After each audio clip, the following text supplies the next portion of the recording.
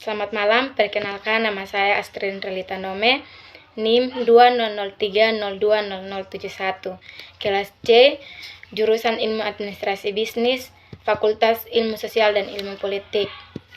Video ini saya buat untuk memenuhi tugas mata kuliah pengantar sosiologi. Baik, saya akan menjelaskan sedikit tentang review buku ke-12. Memikirkan kembali sosiologi. Masih ada rasa krisis dalam sosiologi dan realisasi ambisi besar yang harus disumbangkannya, atau jika tidak memainkan peran kunci dalam rekonstruksi rasional masyarakat untuk kepentingan semua umat manusia sekarang tampaknya semakin jauh dari sebelumnya. Pada saat ini, bahkan ada kecurigaan bahwa disiplin tersebut benar-benar telah melakukan likuidasi. Sejak kami menulis edisi pertama Perspektif dalam Sosiologi pada tahun 1979, telah terjadi banyak perubahan dalam sifat dari apa yang terjadi di bawah judul sosiologi. Jika sosiologi mungkin tidak kehilangan semua poinnya, maka sosiologi telah kehilangan banyak kekhasannya. Memang dalam jumlah disiplin ilmu yang berbeda termaksud untuk menyebutkan beberapa: linguistik, psikologi, sejarah, media, studi sastra dan budaya, dan bahkan arkeologi. Ada pengajaran masalah yang pada suatu waktu akan telah dijuluki sosiologis. Penggantian istilah teori sosial atau teori budaya untuk teori sosiologis sering menandai fakta bahwa diskusi tentang berbagai hal dalam kaitannya dengan sifat sosial sekarang berlangsung di banyak disiplin ilmu, dan bukan hanya cabang akademis disebut sosiologis. Judul yang lebih baik untuk edisi kelima ini mungkin kemudian menjadi Perspektif in Social Theory. Karena tentu saja beberapa dari karakter baru yang akan kita ulas dikerjakan oleh filsuf daripada sosiolog. Pekerjaan ini sangat berpengaruh pada sosiologi itu sendiri. Banyak kecenderungan yang memunculkan perkembangan saat ini sudah ada setidaknya dalam bentuk yang baru lahir ketika edisi pertama keluar. Tahun 1960-an terkenal sebagai dekade yang menentukan.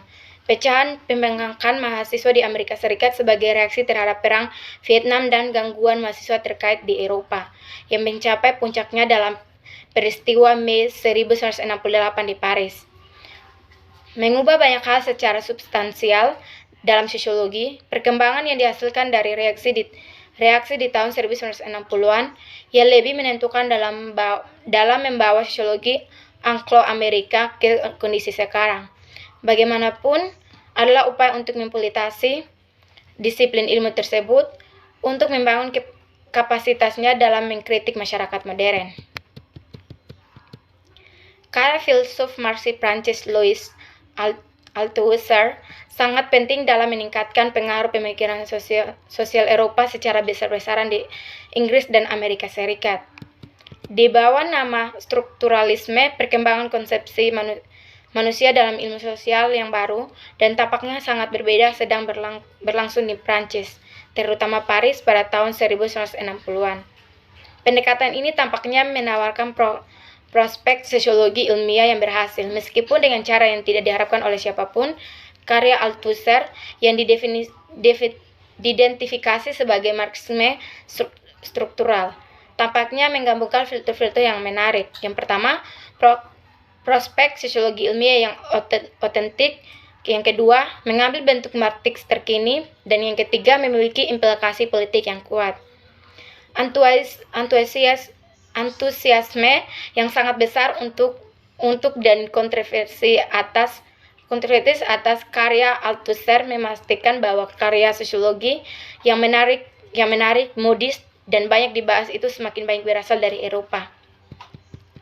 Memikirkan kembalinya Marx metode akan memberikan alat untuk menganalisis kondisi masyarakat kontemporer. Banyak upaya berbeda untuk memikirkan kembali seperti itu dilakukan di tahun-tahun antara dua perang besar 1914 sampai 1918 dan 1937 sampai 1945. Dan kebanyakan dari mereka menekankan perlunya mengembangkan teori Marx lebih ke arah kritik terhadap budaya masyarakat kapitalis. Masyarakat kapitalis modernisasi dan menekankan kelas pekerja melalui kontrol sektor budaya dan juga melalui kekuatan ekonomi dan politik langsungnya. Bahkan ketika Marxisme Althusser menikmati masa kejayaannya dalam sosiologi Anglo-Amerika bertentangan mendalam terhadapnya berkembang di basis asalnya di Paris, di mana banyak intelektual muda kecewa oleh ketidakefektifan politik dari intelektual Marxis, termasuk Althusser sendiri. Penentangan ini tidak hanya merangkul Althusser, tetapi juga seluruh aliran strukturalisme yang dengannya dia terkait. Gagasan bahwa pengetahuan adalah dasar untuk mencapai kebebasan melalui reorganisasi masyarakat yang rasional dan berdasarkan sains tampaknya dengan sendirinya merupakan ideologis konsepsi.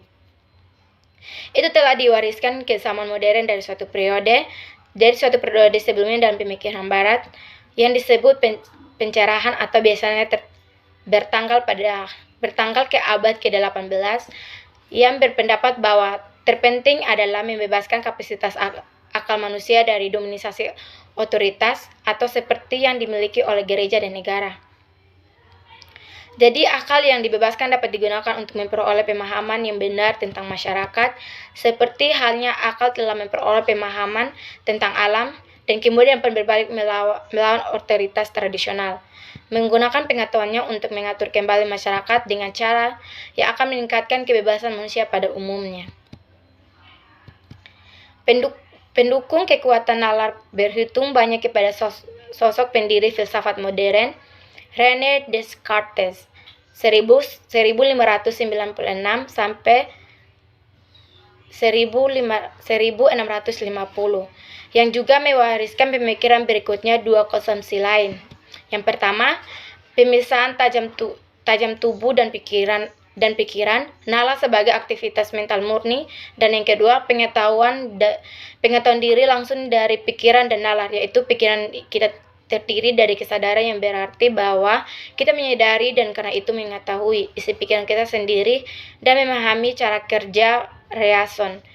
Meskipun sangat berpengaruh, kedua gagasan ini sering dipertanyakan dan serangan keras terhadapnya telah diidentifikasikan dalam argumen baru-baru ini. Ide pencerahan ini dilihat hanya sebagai bagian dari struktur ideologis masyarakat modern, dan kebutuhan untuk mengungkapkan fakta ini menjadi keharusan utama. Kritik terhadap proyek pencerahan atau untuk mewujudkan kebebasan manusia universal melalui pengetahuan ilmiah menjadi fokus serangan daripada masyarakat kapitalis seperti itu. Ide studi sosial dan manusia sebagai sains telah diragukan sebelumnya, tetapi dalam fase terakhir ini harus diperlakukan dengan pertanyaan yang jauh lebih besar dan lebih intensif daripada sebelumnya. Sedemikian rupa sehingga pemeriksaan itu sering dituduh hanya menawarkan sejenis nihilisme, yaitu penolakan yang sepenuhnya negatif terhadap kepercayaan saat ini, membuat segala jenis pengetahuan tidak mungkin dan menghilangkan semua harapan untuk penggunaan pengetahuan teoritis untuk meringankan kondisi kemanusiaan. Tujuan utama kami yang kedua adalah untuk menunjukkan bagaimana keraguan mendalam tentang kemungkinan sosiologi ini sebenarnya merupakan kelanjutan dari sosiologi seperti yang selama ini terjadi. Mereka sangat banyak melibatkan pembalikan teknik sosiologi yang telah lama ada untuk kritik ideologi melalui sosiologi itu sendiri. Namun demikian pada dasarnya benar untuk mengatakan bahwa pergeseran dalam pemikiran teoritis dalam sosiologi selama 30 tahun terakhir ini telah mengikuti pola yang pasti meskipun longgar. Karl Marx. Tokoh-tokoh yang formatif dan sangat berpengaruh menurut pertama teori sosiologis dan sekarang teori sosial tetap merupakan trio Karl Marx, Max Weber, dan Emil Durkheim. Meskipun yang pertama dan ketiganya sekarang lagi-lagi tampil jauh ke dalam gerhana, bagaimanapun Marx memiliki pengaruh yang menentukan dan berkelanjutan atas perkembangan pemikiran sosiologi. Selain itu, metodenya sebagian berasal dari GWF Hegel, terus memberikan pengaruh yang luas. Begitu juga problematis yang dimainkan peran utama dalam pembentukannya. Durkheim dan Weber juga dengan derajat yang berbeda untuk alasan yang berbeda, dengan cara yang berbeda, menyumbangkan ide-ide kunci untuk konfigurasi pemikiran sosial kontemporer. Baik, demikian sedikit penjelasan buku ke-12 dan terima kasih.